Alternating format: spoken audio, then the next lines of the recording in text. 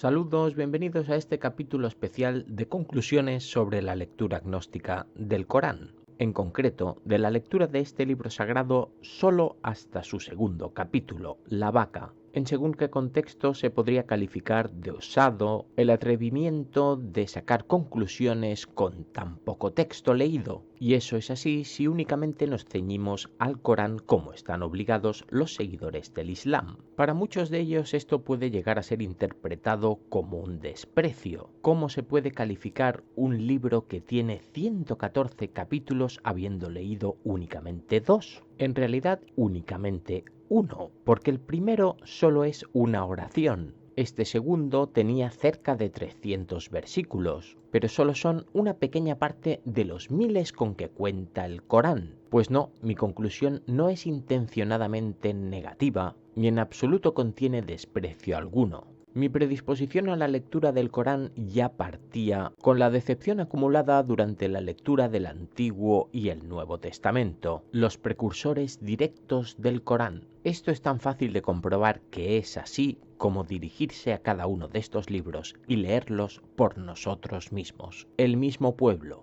el mismo credo, el mismo Dios, la misma ley. ¿Dónde está la diferencia entonces? Pues esta está en la misma razón por la que se diferenciaron el cristianismo y la antigua religión del Antiguo Testamento. Es ahí donde se dividen, por ejemplo, judíos y cristianos. Los judíos únicamente contemplan la ley escrita en los 5 primeros libros del Antiguo Testamento, el Pentateuco, lo que para ellos conforma su Torá. Los demás libros del Antiguo Testamento no tienen un peso religioso tan grande como estos 5. Son prácticamente su historia, lo que ellos creen, lo que dice ese libro. Un libro que en su momento ya nos pareció incoherente, interesado, torpe, manipulado, en varias ocasiones falsificado. Y esto se repitió también en el Nuevo Testamento.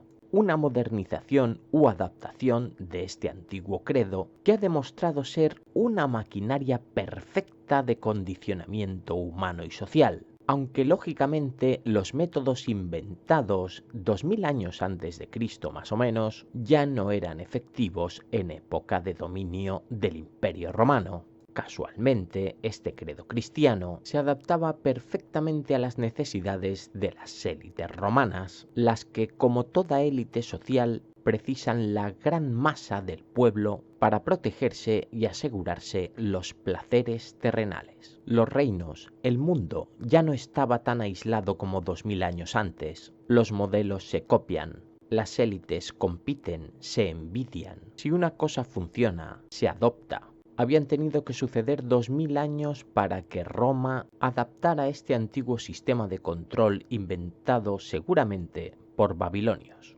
Pero el mundo, la humanidad, ya había acelerado. En más o menos medio siglo después, un joven noble, con una ambición presuntamente parecida a la de Moisés en su día, se da cuenta del poder y ventajas de este sistema social. Lo conoce, lo estudia profundamente, lo perfecciona, lo adapta y sobre todo lo blinda. Pero esto ya lo intentaron sus predecesores, tanto Moisés como los presuntos discípulos de Jesús. Nada es perfecto. El condicionamiento humano tiene sus límites. El deseo de libertad es innato en el espíritu. El terror, la sumisión, únicamente obedecen a la ignorancia. Cuanto menos sabe un hombre, más temeroso es. El conocimiento da valor, da seguridad, da esperanza. El saber es inconformismo. Todo lo que yo sabía antes de emprender esta búsqueda divina eran certezas construidas a partir de la opinión de los demás, da igual de dónde provinieran, si cercanas o lejanas, si aprendidas en casa o en el televisor. Todo eran explicaciones, testimonios de gente que decía saber,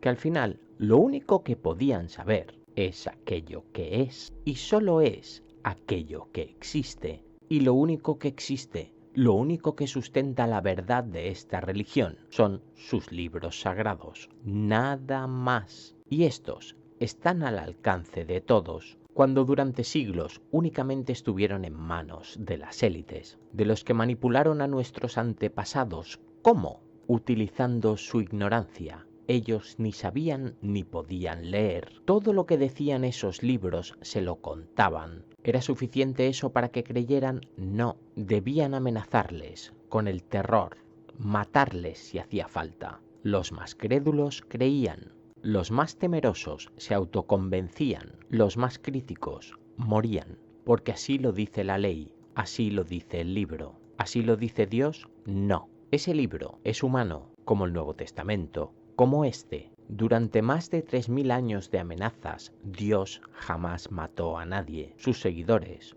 humanos, han masacrado a millones de críticos, de incrédulos. ¿Qué podía entonces encontrar más allá de este segundo capítulo del Corán? Más de lo mismo, más humanidad. Nada de divinidad, ninguna prueba convincente, seria, de la existencia de ese Dios.